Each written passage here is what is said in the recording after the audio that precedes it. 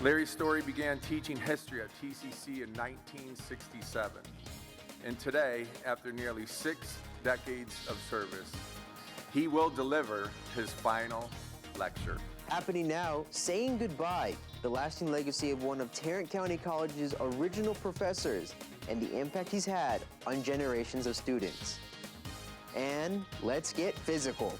TCC is finding fun ways for students to get up, moving, and trying something different. Get involved and kind of get engaged and build that sense of community out here. What it means for campus life just ahead. And later in the show, creating real connections, how this payphone is doing something you wouldn't expect in 2026. We're just real people just like you guys are. You know, that political stuff doesn't change us as humans necessarily, you know? How one simple call is bringing people together. The NewsFeed starts right now. With the latest news now, this is the NewsFeed. Hello and welcome back to the NewsFeed for this semester. We've been away for a while, but we're glad to be back. I'm Nathan Vasquez. And I'm Damari Williams. Tarrant County College is kicking off 2026 with big momentum and a lot to celebrate. College leaders say enrollment is growing, thousands of students are earning degrees and certificates, and TCC is building on more than 6 decades of impact across North Texas. This year also marks major milestones, including the 50th anniversary of TCC Northwest and the 30th anniversary of TCC Southeast, both new faculties on the way. Officials say the college is moving full speed ahead with its Trailblazing Together 2030 plan, focused on long-term student success. And they even say as challenges shift, the mission stays the same. Circumstances may change, but our purpose holds constant. That constancy is our strength.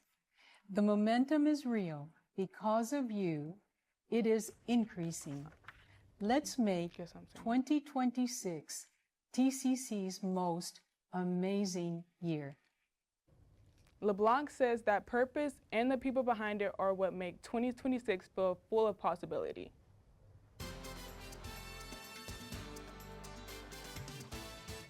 Tarrant County College is saying goodbye to a true original. Larry Story, the last remaining member of TCC's very first faculty, is retiring after nearly 6 decades in the classroom. He started teaching history in 1967, and over the years, he taught through Vietnam, Watergate, 9/11, and so much more, helping students understand that history is something you live through, not just read about. At his final lecture, Story said he never expected the attention. He just loved teaching.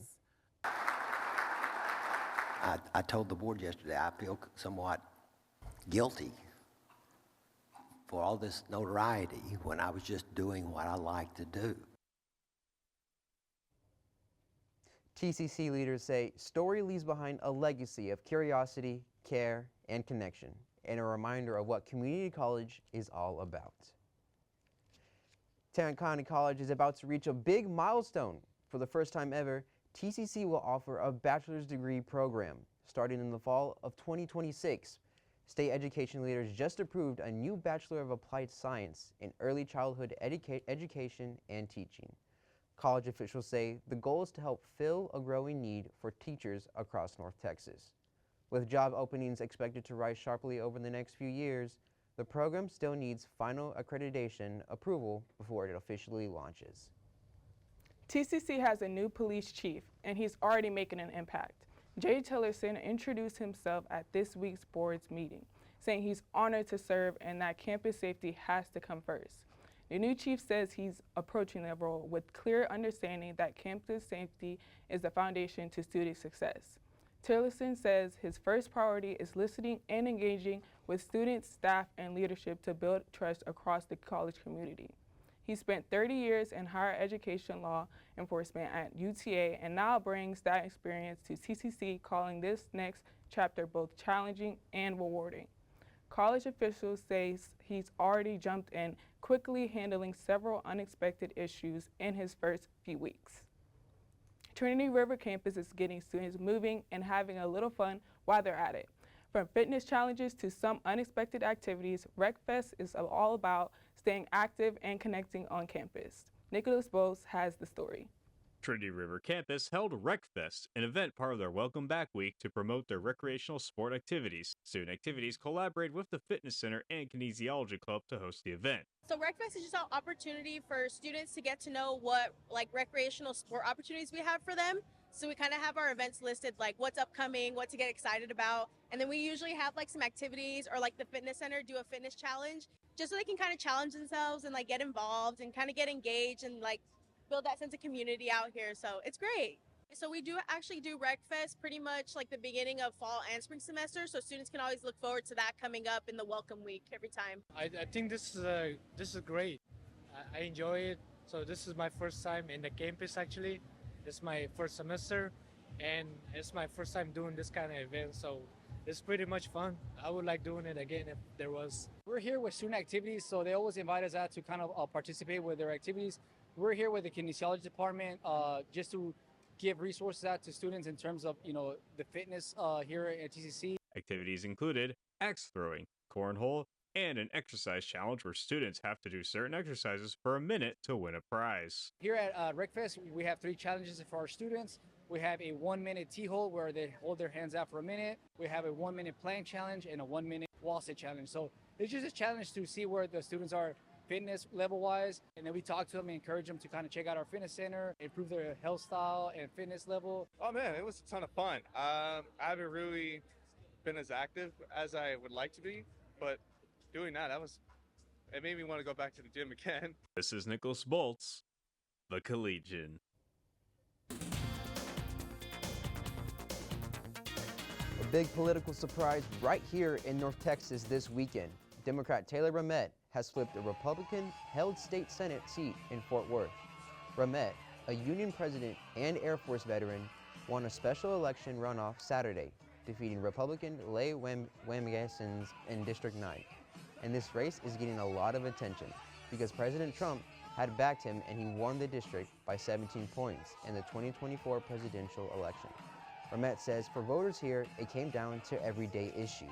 This isn't red versus blue. This is right versus wrong. This is about public school funding. This is about helping working folks. This is about lowering costs. This is about everyday working folks.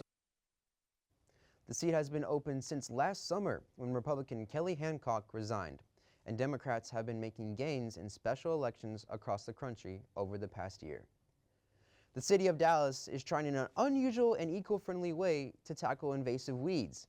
Instead of machines or chemicals, the city is bringing in goats. More than 250 goats will spend the next week grazing on private around White Rock Lake. City crews will move an electric fence daily, and a shepherd will be on watch around the clock. Kids in McKinney are getting 2 brand new playgrounds this weekend, and the fun doesn't stop there. Those same playgrounds are also giving kids in developing countries a chance to play too. Nicole Nelson shows us how McKinney's old playground equipment is finding new life half around the world. Kids everywhere play the same way. What they don't always have, though, is this. Every 15 years, the city of McKinney retires their parks and builds new ones. But the old playgrounds don't just get thrown away. They get a second life, rebuilt and shipped to villages across the developing world. We like to say we build playgrounds for kids who've never seen them. Matt Clayton started Project Playground about 20 years ago in Bolivia, where he built a playground out of local materials for hundreds of kids, most of whom had never seen one before. It's kind of like a drug. You want to keep doing it. It's that seeing those kids play on it first time is a high. Now they regularly take apart used playgrounds from Texas and places like McKinney, the Woodlands, and beyond, refurbishing them and giving them new life. The average playground in the U.S. is, I think, anywhere from $70,000 to $100,000. And reusing is essential. It's extra special for McKinney residents to know that there's a piece of McKinney in places of the world that they don't even know. Since 2020, the city of McKinney has donated equipment from 8 parks, oftentimes in places with no electricity, roads, or running water. Kids walk 2 hours to go to school in Africa. City staff says donating their old playgrounds is their way of doing what they can, where they can. I think it's important for us to show good steward of our equipment and knowing that we're providing this opportunity. And the payoff is huge. Hundreds of children playing, laughing, and learning. I mean, I cry every time. Kids are like, oh, someone cares about me. Proving that even though play is universal, access isn't. Flu cases are starting to creep back up in some parts of the country. So what should you be watching for right now? And what are doctors saying about what comes next? Plus, if winter is dragging down your energy or your mood, you're not the only one. And there are some simple ways to get a boost. The newsfeed is back right after the break. Who is Tarrant County College? We are ambitious and full of potential. We bridge education and employment.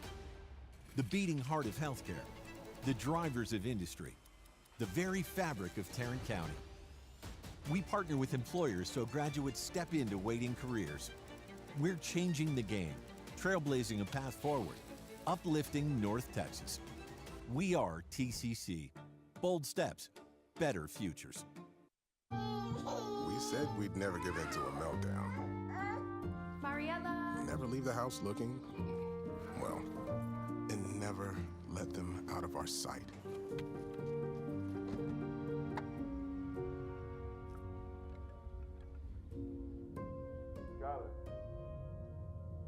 Cars get hot fast, and kids can be at risk. Before you leave the car, always stop, look, lock. When we have the food we need, we are at our best. We push further. We rise higher. We unlock our full potential. When we have the food we need, we make our communities stronger. Together, we can help everyone get the food they need to thrive. Join the movement to end hunger at feedingamerica.org/actnow.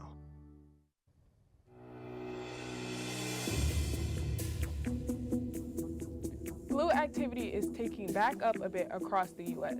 Health officials say it's being driven by a small rise in influenza B cases, a different type of flu than the strand that's dominated most of this season.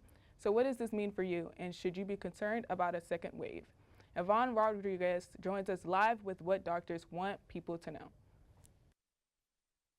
New data reported by the CDC shows that the number of cases of B strains are edging up, increasing by less than a full percentage point over where they were the week prior, all while flu A activity is holding steady. Experts tell me whether this is the start of a spring wave of influenza B remains to be seen. If you thought flu season was over, think again. We're actually seeing activity come back. Dr. Caitlin Rivers with Johns Hopkins Bloomberg School of Public Health says the country is seeing an increase in cases of flu B, primarily among children aged 5 through 17.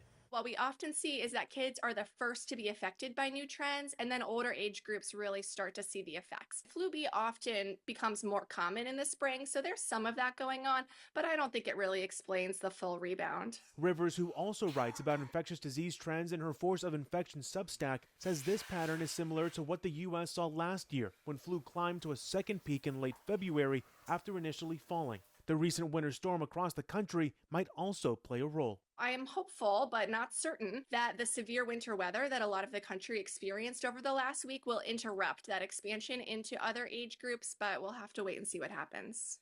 Influenza B strains are a whole different family of viruses. Even if you've had the flu once this season, it's possible to get it again if you catch a different strain. The good news is this year's flu vaccine protects against 2 A strains and 1 B strain. So the shots should offer some protection against severe illness and hospitalization. A majority of the deaths that we see from influenza are in older adults. So extra important if you are, say, over the age of 65, that you get your flu vaccine and that you're careful during flu season to protect yourself. The CDC's national map continues to show a high burden of influenza.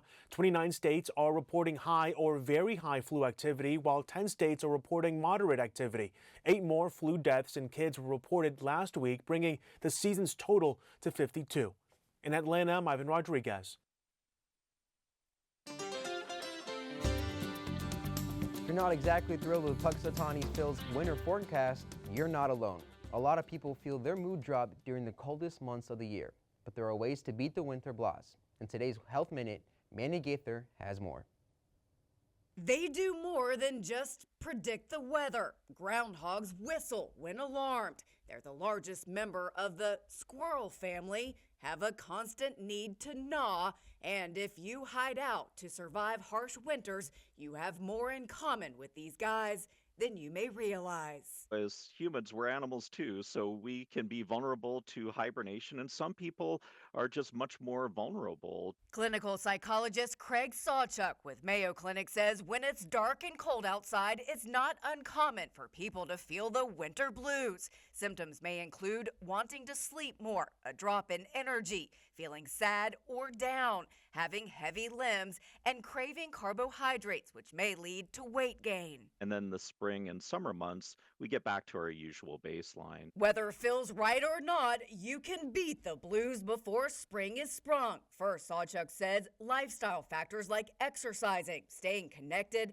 and maintaining a regular sleep schedule while avoiding oversleeping can all help. So can light therapy. He says using a light box can improve your mood. There's also cognitive behavioral therapy and medication management. When those symptoms start to become more prominent, they start to cause problems in day-to-day living, then that's when we look at a difference between just having winter blues versus actually being a problem of clinical concern. For Health Minute, I'm Mandy Gaither. One very young star is making a big splash, and a high-stakes moment in the sky ends with a dramatic surprise on the ground. It's all ahead in today's Take a Look at This. Unbelievable weather for early February. Is this spring or just a winter fling? We'll break it all down for you next on the Storm Team Forecast.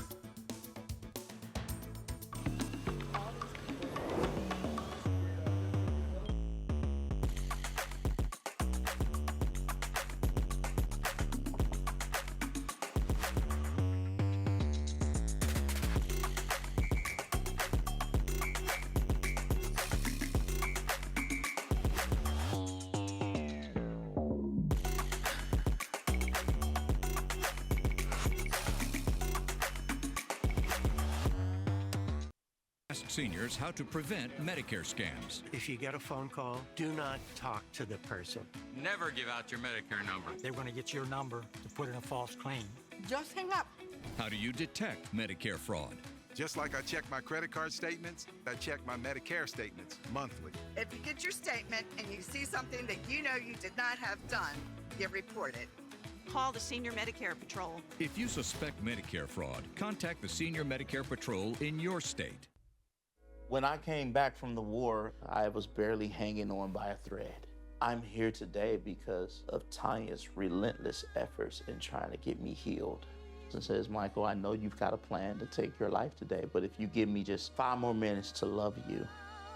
5 more minutes, 5 more minutes, honey, 5 more minutes. Michael has actually taught me what it looks like to accept help. Well, I'm looking good. Thank you. Just became a real ID. What's the plan? Impromptu road trip? Actually, the plan is to fly to New York for today's product launch, and then visit the family in California, and cap it off with a girls' weekend in New Orleans. You really can just do all that. Sure, I'm a real ID, so I'm good to board any domestic flight. Speaking of which, gotta fly. Nice. Enjoy. I'll be here. Be your Real ID self today. To learn how, visit tsa.gov/realid or your local DMV. From the NewsFeed's Forecast Center, this is your Storm Team Forecast. Welcome back from the Storm Team Forecast Center. Right now, it feels more like spring than February. We're sitting at 74 degrees, feels like 75 with a light 10-mile-an-hour breeze and humidity around 55%. We're heading for a high near 81 today, way above average for this time of year. Looking ahead to the weekend, it stays really nice. Today is cooling back into the mid-40s. Saturday a little cooler but still comfortable, and Sunday warming right back up, all with a mix of sun and clouds. On the Storm Team radar, it's quiet, just a few high clouds off to the north, and as those clear out, we're set up for a dry and pleasant weekend. Here's a look at your Storm Team's 7-day, partly cloudy each day, staying warm throughout Monday. We do introduce a small rain chance early next week, then temperatures ease back a bit by midweek, but still very comfortable for February. A great stretch of weather ahead. Get ready for this one, because this toddler is seriously impressive. A 2-year-old with a very special set of skills is already a 2-time world record holder, all thanks to some unbelievable tabletop trick shots. Jeremy Roth has today's Take a Look at This. Watch a very talented toddler make world records history twice by sinking 2 very difficult trick shots at the tender age of just 2 years old. Jude Owens from Manchester, England, has been confirmed as a double Guinness World Record holder in the table sport of snooker, similar to pool, after becoming the youngest person ever to pop 2 balls in 2 different pockets with 1 cue ball strike, and becoming the youngest to pull off a bank shot using the rails to sink another ball. Jude's dad says he's shown an amazing aptitude for the game since the first time he picked up a stick, and Guinness says the pint-sized snooker shark is not only the youngest known person to secure a snooker sponsorship, he also made a special walkout appearance at the 2025 UK Snooker. Sports is next. Super Bowl Sunday is almost here, and this year's matchup has a little extra drama behind it. Plus, one of the most talked about commercials is already pulling on heartstrings, with a familiar face making a return. Cameron Wilcox is in next with sports. You know the national parks, but you may not know that they're supported by a strong foundation. A foundation for the future. We are the National Park Foundation, and together with your support, we are building a bold future where national parks are vibrant, protected, and welcoming. Today, tomorrow, forever. Learn more at nationalparks.org/foundation. Achieving my goals as an adult was challenging without a high school diploma. With the help of an adult education center, I finished my high school diploma and it changed my life. This yearbook is a testament to your accomplishments and how they have impacted all of us. Getting my high school diploma made me feel like I can do anything. Now, I can help the kids in my community achieve their dreams. When you graduate, they graduate. Visit finishyourdiploma.org to find free and supportive adult education centers near you. Have you ever helped a fellow veteran? Of course. Yes. Have you ever asked for help yourself? It's always tough, right? I always feel like I can solve my own problems, but eventually, you just can't deal with it on your own. And you start to question, maybe people would be better off without me. When you realize that you're not alone, once you take that first step, there's so much support.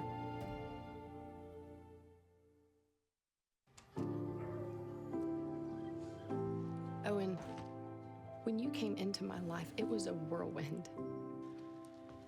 I just can't do it. We didn't know what the future would hold, but we knew you would always be a part of it. Adopting you was the best decision in our life, and I am so proud to call you my son.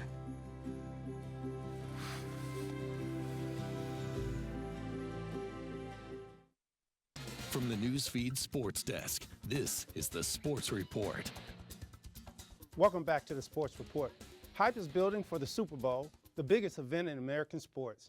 And this year's matchup has extra buzz because both teams are true underdogs. Few people expected the New England Patriots or the Seattle Seahawks to get this far after starting the season with long odds against them.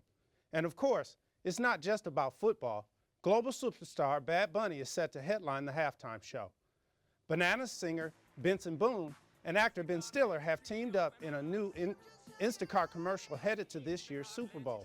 The spot, directed by Spike Jonze, cast them as a retro European disco duo who duel it out with bickering harmonies and backflips over Instacart's Preference Picker feature. Adorable baby animals take center stage in a new Super Bowl ad from Budweiser. The spot follows a Clydesdale fowl that cares for a newly hatched bird, which eventually reveals itself as an eagle. Called American Icons, the ad marks Budweiser's 150th anniversary and its ties to American history. Kickoff for the Super Bowl 60 is on Sunday at 5:30 p.m. at Levi's Stadium in Santa Clara, with hours of pregame festivals before that. Catch all the action live on NBC. History on the track this weekend. 16-year-old Sam Ruth of New Zealand set a new under-18 world record in the mile, running 3 minutes, 48.88 seconds at a meet in Boston. He surged into first place in the final stretch and continues to prove he's one of the brightest young stars in distance running. And that's it for sports. Coming up, a simple object from the past is sparking some very modern conversations. How it's getting total strangers to connect after the break.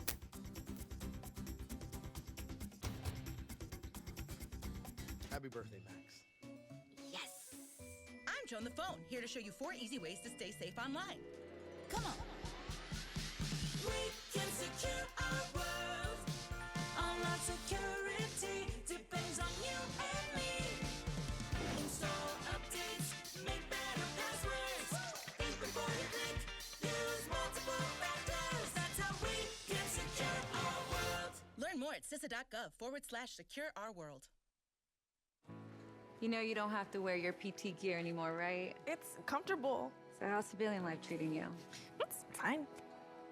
When I got out, I didn't want to admit that there was anything wrong because I felt like a failure.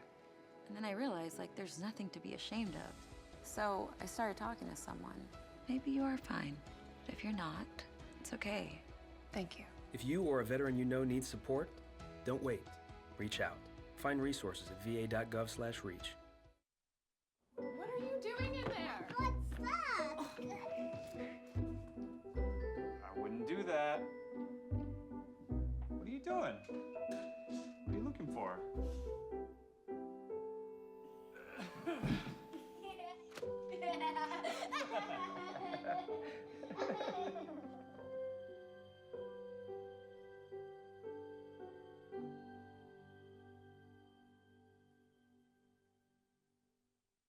Who is Tarrant County College? We are ambitious and full of potential. We bridge education and employment. The beating heart of healthcare, the drivers of industry, the very fabric of Tarrant County. We partner with employers so graduates step into waiting careers. We're changing the game, trailblazing a path forward, uplifting North Texas. We are TCC. Bold steps, better futures. With the latest news now, the news feed continues. What would happen if we provided an avenue for people to talk to each other? Hello? The payphone in Abilene reads, call a Democrat, while the one in San Francisco says, call a Republican. But organizers say the phones aren't just made for political debate. I had 2 yesterday, and one was with a delightful woman who loves to bake, and we talked about sourdough bread, and she had made ginger snaps yesterday, and just her daily life. I was having a conversation with some old man. He said that he was walking his dog and picking up trash over there, and he was asking me what I was doing. I just said I was in class. The idea is to spark friendly conversations between people who may have never interacted otherwise. Yeah. It's just something if you're intrigued by and you would like to talk to somebody and increase civil discourse and talk to people across the aisle, it's just a good, easy way to step into that world. We're just real people just like you guys are. You know, that political stuff doesn't change us as humans necessarily, you know? But the phone won't be here forever. The goal is a month, so we will see. Both payphones have to be fully operational. I think I hear it ringing. Is that it? Yeah, that's amazing. We tested out the phone.